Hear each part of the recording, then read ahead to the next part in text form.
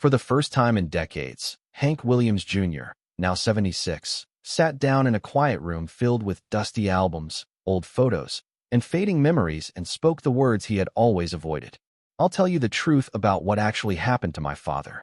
His closest confidants were shivering at the moment.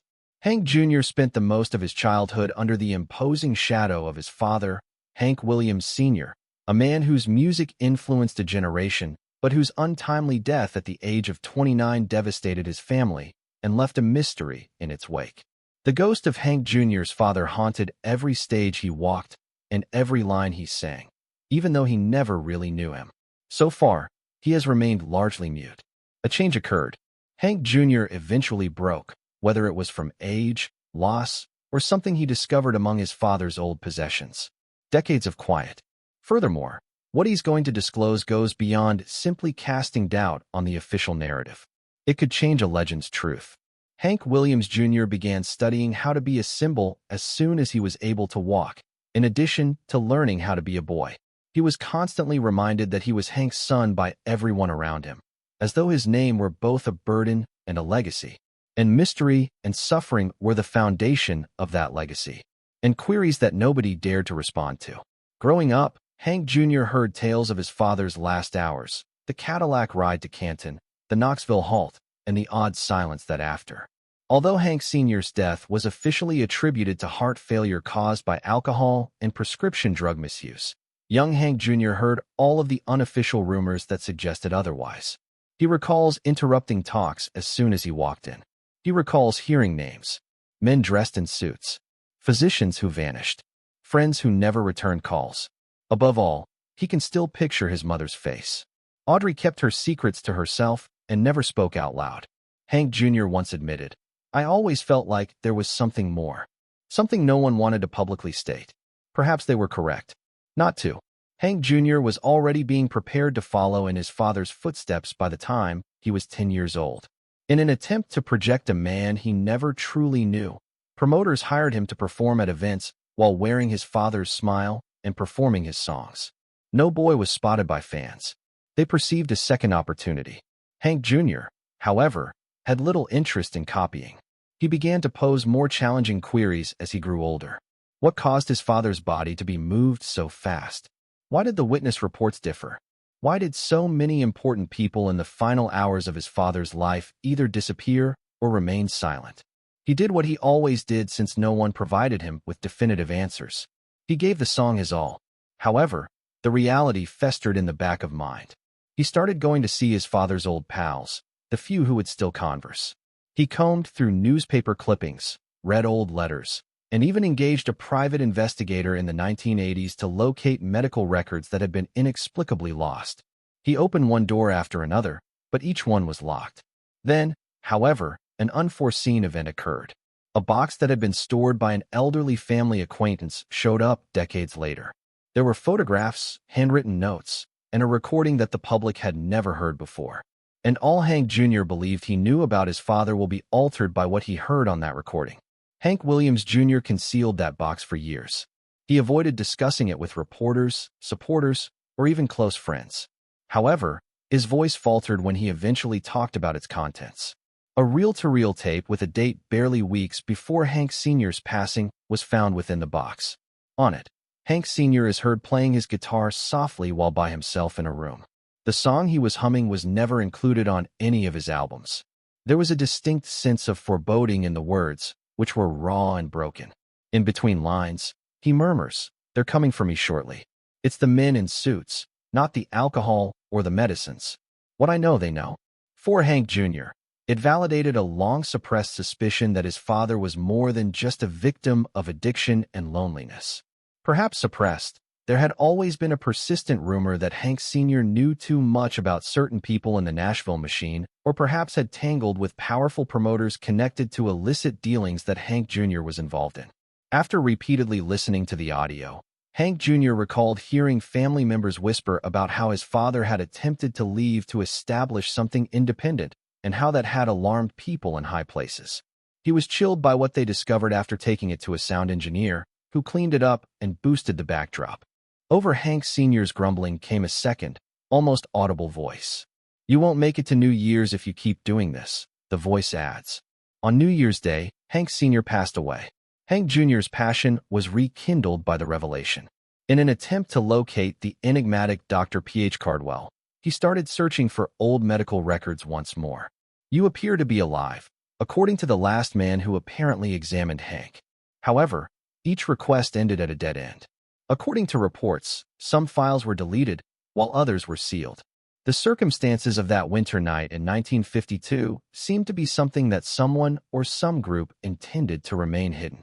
For the first time, Hank Jr. was willing to publicly state that he didn't know everything. "I don't think my father passed away in that car's rear seat. There was more to it, I think. I think someone made sure no one stopped it or helped make it happen." The decades-long hush around one of the biggest mysteries in country music was broken with that. Strange things started to happen as soon as Hank Williams Jr. started talking about his father's enigmatic last days in public. Individuals who had never previously stepped forward started contacting others, some with cautions and others with anecdotes. One anonymous note that was sent to his management office said, "Stop digging. There's a reason why the past is buried." However, it was insufficient to frighten Hank Jr. into keeping quiet. It told him he was headed in the right direction, if nothing else. A man named Roy Langford, a stagehand who had worked at some of Hank Sr.'s late career shows, was one of the most captivating voices to come out. Roy, who is now in his 90s, stated that he saw Hank Sr. backstage in Virginia a few days prior to his passing. Roy stated he seemed scared, not ill, not intoxicated, nor afraid. Continued to glance over his shoulder and advised me to tell my boy that I tried even if I didn't make it through New Year's. Hank Jr. was rocked by the experience. This was a narrative he had never heard before, and it fit the spooky recording he had discovered in that old box exactly. Details started to emerge. Fragments of an enigma. The night before Hank Sr.'s last trip, several witnesses remembered seeing two strange men in dark suits loitering close to his hotel. After asking Hank Sr. where he was going next, a waitress at the cafe recalled that they had left through the back door. These were not men of music. They weren't admirers. They were observers, watchers, and maybe even enforcers. For Hank Jr., the realization that his father had been enmeshed in a much more complex web of power, control, and silence rather than merely a troubled celebrity battling demons started to solidify. There had long been rumors that Hank Sr. intended to breach his contract in order to expose unethical behavior occurring in the industry behind the scenes, particularly with specific promoters and managers. If that were the case, there would have been an incentive for him to remain silent. However, there had never been a thorough inquiry into Hank Sr.'s death, despite all of these rumors and hints. Although alcohol and morphine-induced heart failure was reported as the cause of death, no toxicology report was ever made public. There was no formal autopsy performed. Although parts of his stories changed over the years, the driver, Charles Carr, who was only 17 at the time, consistently insisted that Hank Sr. had been unresponsive for hours. Minor discrepancies and odd hesitations. Jr. realized he would never be able to view the legacy the same way again as he stood in the midst of the storm his comments had caused. His father was more than simply the tragic country music hero. His voice may have been too loud in a society that wished to keep him quiet, and he may have been a man silenced before his time. And there was no turning back for Hank Jr.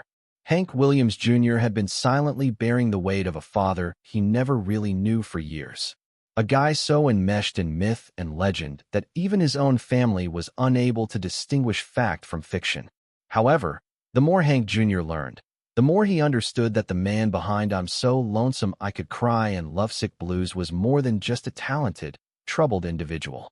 He was a person under contract, surrounded by handlers, and plagued by secrets that are too burdensome for a single life.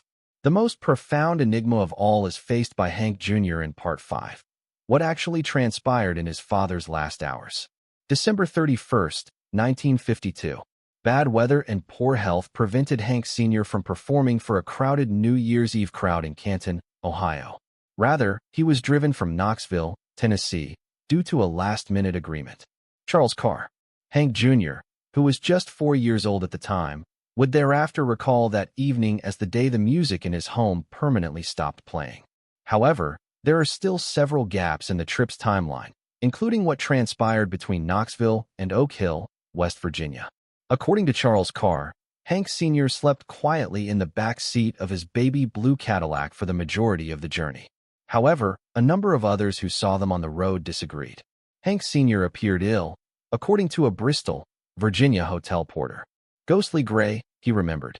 Carr appeared agitated, claiming he was unable to wake the man in the back seat, according to a gas station attendant. However, things had taken a turn for the worse by the time Carr arrived at the Andrew Johnson Hotel in Knoxville. Carr claims that when he reached for Hank Sr. early on January 1st, he was already not responding. However, according to some accounts, Carr made multiple stops and even spoke with people while traveling. The topic of why no one called for assistance was later addressed when one police officer stated that the death most likely happened long before they arrived in Oak Hill. To make matters worse, there are suspicions that Carr was told to finish the job and not to stop, as stated by one unnamed source. And who ordered him to do that? Nobody is aware. However, some surviving documents suggest that Hank Sr.'s touring schedule was linked to large insurance policies, and that he was under financial pressure from managers who had already secured a full year's worth of shows under his name. This discovery came as a shock to Hank Jr. Did a system that prioritized revenue over healing cause his father's death, or was it an accident? The traditional story of a lonely musician passing away in silence in a Cadillac's back seat was starting to fall apart. Something much more eerie took its place, something that haunted Hank Jr. at night, making him question what his father might have been trying to flee and if the truth had been interred with him in that chilly West Virginia graveyard. Hank Williams Jr. delves further into the psychological burden of bearing his father's name in Part 6. A brand, a burden, and a shadow that hovered over every stage he ever walked on. This name was never just a name. From the time he was a teenager, the same question appeared in every performance, reappearance, PBR, and headline. Did he resemble his father in any way? In actuality, he was unaware. Could he? Hank Jr. was forced to establish a bond with a ghost. He hardly remembered his father, yet he was supposed to be like him. Hank Jr. was already performing Hank Sr.'s songs for audiences that didn't want him by the time he was a teenager. They desired a resurrection. They desired the myth, the heartache, and the original voice. The promoters were more than delighted to force him to fit that description. He was taught to walk, talk, and sing like Hank Sr. when he was a youngster and was clothed like him. He was playing at the top of shows by the age of 14, not because he was ready, but because he was a Williams. In the background, it was ruining him. Later on, Hank Jr. would admit that he frequently felt like a puppet. He claimed that they preferred the tail to the sun, and no one ever inquired about my desires. In an attempt to dull the pain of being continuously compared to a man he hardly knew, he began drinking when he was young and experimenting with medications. Journalists appeared more intrigued by his father's ghost than by his own voice, even during interviews. It was more than simply a drain on the emotions. It was oppressive. Hank Jr. had reached a breaking point in the late 1970s. He almost died from the burden to uphold his father's legacy while attempting to establish his own. Literally. In a near-fatal accident in 1975, he fell more than 500 feet while climbing Ajax Peak in Montana. That broke his face and had a lot of reconstructive surgery. Hank Jr., however, saw that moment as more than just a near-death experience. It was the pivotal moment. Trying to be someone I wasn't nearly killed me. I came back as me after that fall, he stated afterwards.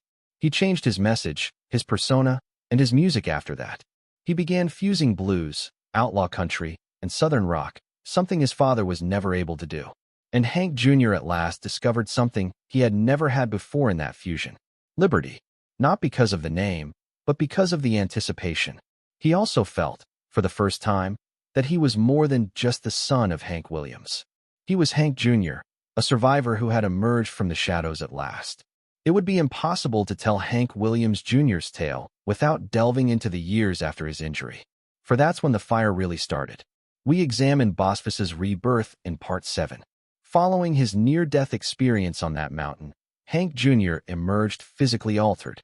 Although he had scars and screws holding his face together, he was a guy on a mission to finally tell his story, not his father's, spiritually, emotionally, and artistically. He stopped seeking Hank Sr.'s ghost's approval, grew out his beard, and put on a cowboy hat and sunglasses. The world noticed. His tune changed.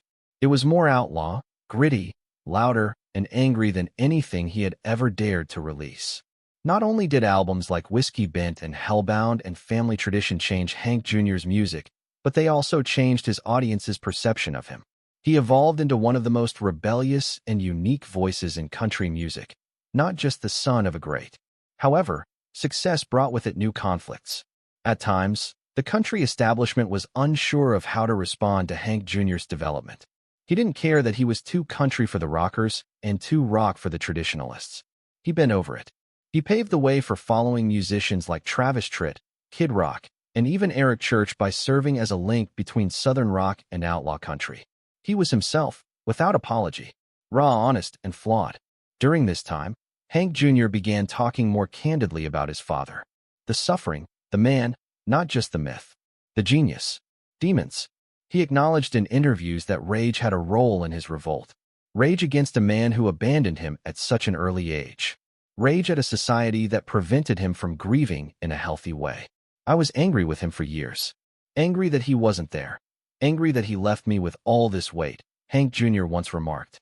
But that candor also brought about healing.